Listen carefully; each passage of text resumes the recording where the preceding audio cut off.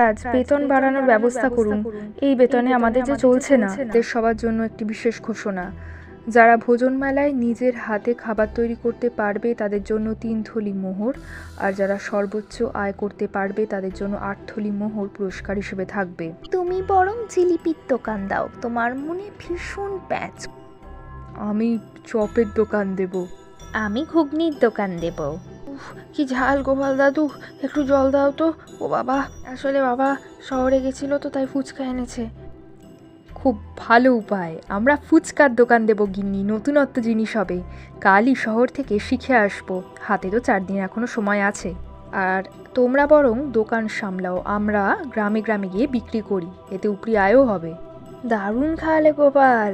এই মন্ত্রী রায়, এই সভাকবির, বৈদ্যর, আর এই হলো গোপাল রায়। গোপাল রায় সর্বোচ্চ।